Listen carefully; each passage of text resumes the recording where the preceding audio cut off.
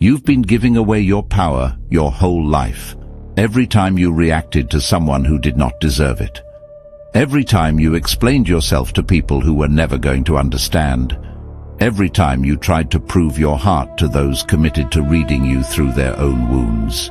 You thought that was strength, integrity, maturity. It was not. It was leakage, a slow, elegant hemorrhage of attention. A lifetime of handing your nervous system to the loudest person in the room. And now you are tired. Tired of clarifying. Tired of correcting. Tired of defending your reality to people who only feel powerful when they can pull you into theirs. So hear this clearly. Silence is not passivity. Silence is not weakness. Silence is the first language of sovereignty. And tonight, we are going to break the addiction to reaction. Most people believe emotion controls them, but that is not entirely true. What controls them is what they do after the first wave. There is a biological storm that moves through the body when you are triggered, a flood of chemistry, stress hormones, adrenal activation, heat, tension, urgency. The body surges.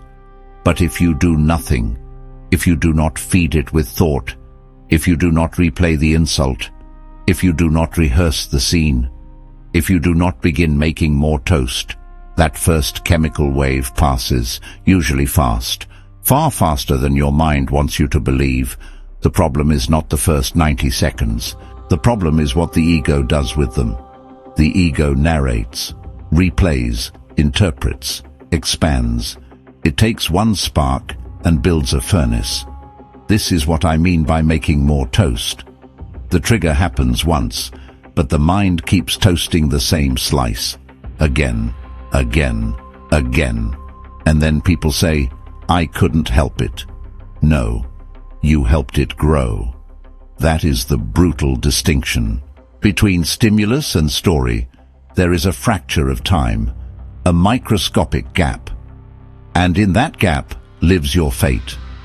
I call it the choice point, the microsecond between the sting and the speech, between the look and the retaliation, between the offense and the performance of offense. That is where sovereignty is won or lost, not in the grand speech after, not in the perfect comeback, not in the emotional autopsy, in the gap. The awakened outsider learns to feel the wave without becoming its narrator, to let the body tremble without building a kingdom around the tremor, to allow the chemistry to move through without handing it a microphone. That is the beginning of individuation in real life. Not abstract wisdom, not spiritual decoration, embodied command.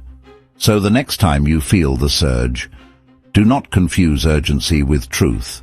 Do not confuse activation with destiny. The wave is temporary. The reaction is optional. And if you can survive those first 90 seconds without making more toast, you have already done something most people never learn to do. You have interrupted the ancient loop. Now we move from chemistry to economy. Your attention is gold, not metaphorically, energetically, psychologically, strategically. It is the most expensive thing you own. Because where attention goes, life follows, emotion follows, identity follows, and most people are bankrupt because they spend their gold on thieves.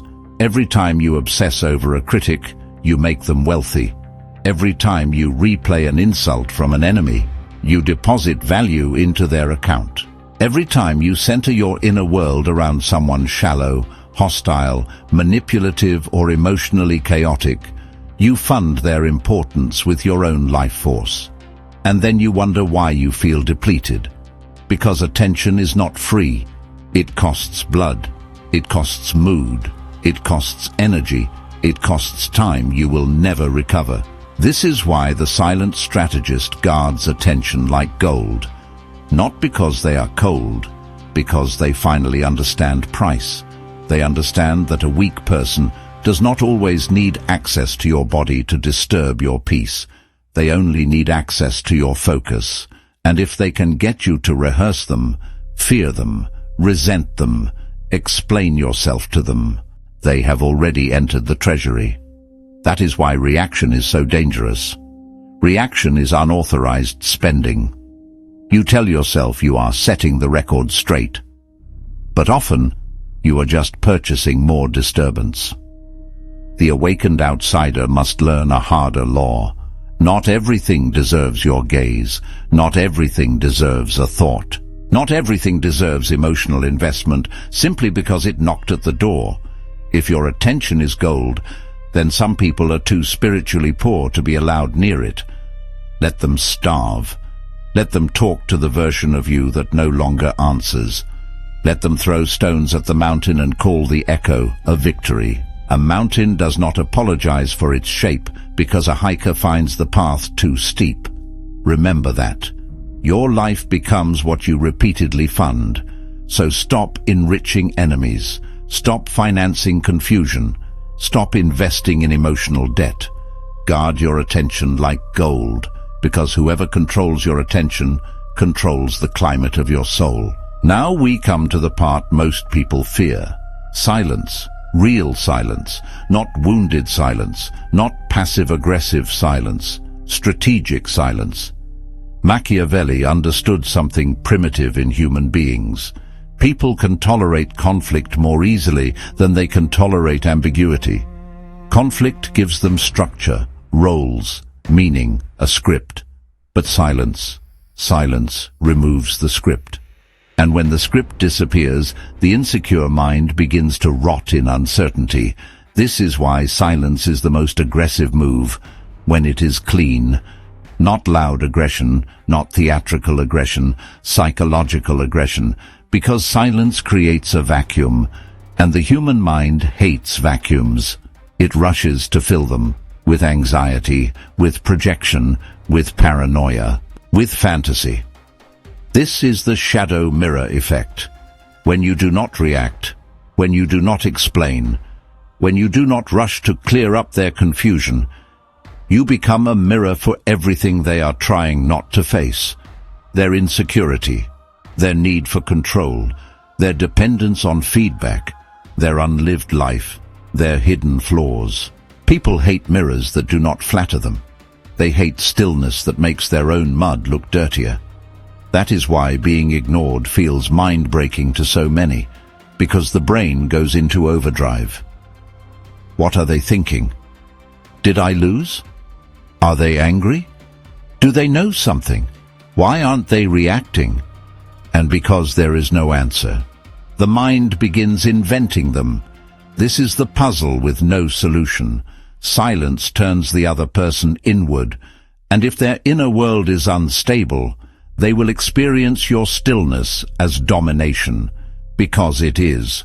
Not domination through force, domination through non-cooperation. Over half of what human beings register in communication is nonverbal, which means when you withdraw words, your presence grows heavier, your face, your posture, your lack of hurry, your refusal to leak. All of it becomes amplified. This is strategic absence, not disappearing physically, withdrawing the emotional supply that chaos feeds on.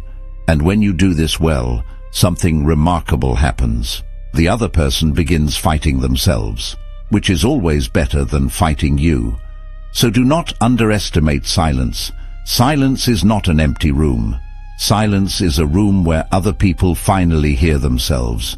But if you stop at strategy, you stop too early, because the highest form of silence is not tactical, it is existential. There is a stage beyond reaction management, beyond social power, beyond winning, a stage where the psyche becomes quieter than the world around it.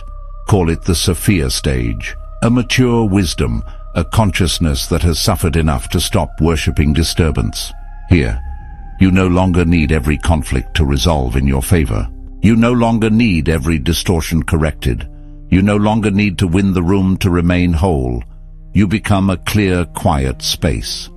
Chaos can happen around you without colonizing your interior. That is the difference. The immature ego wants victory. The sovereign observer wants freedom.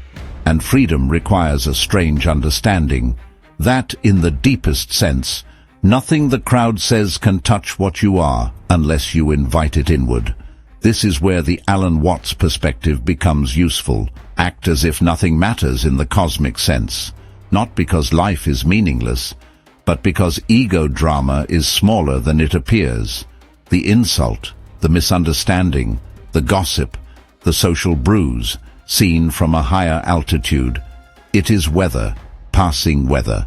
Why make a religion out of passing weather? Why turn every cloud into identity? The awakened outsider begins to see this, and once seen, it changes everything. You stop gripping every event like a verdict. You stop turning every slight into biography. You stop confusing turbulence with truth. This is not numbness. This is perspective. The mountain does not descend to argue with the hiker. It remains what it is. And in the same way, the sovereign observer does not apologize for their shape simply because someone finds the path too steep. That is real detachment, not coldness, not indifference in the dead sense. Freedom from compulsion. A soul no longer dragooned into every battle simply because another person waved a flag. Now let us correct one last lie. Your silence is not a wall. It is a filter. A wall keeps everyone out. A filter reveals who can enter cleanly. That distinction matters, because many awakened people fear becoming too closed, too hard, too detached. But true silence is not closure. It is discernment. It allows the shallow to expose themselves quickly, the manipulative to lose interest, the hungry to become obvious, the real to remain. Silence clarifies. It does not block life. It filters noise from signal.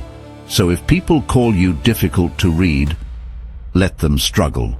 If critics call you cold because you did not dance on command, let them sweat.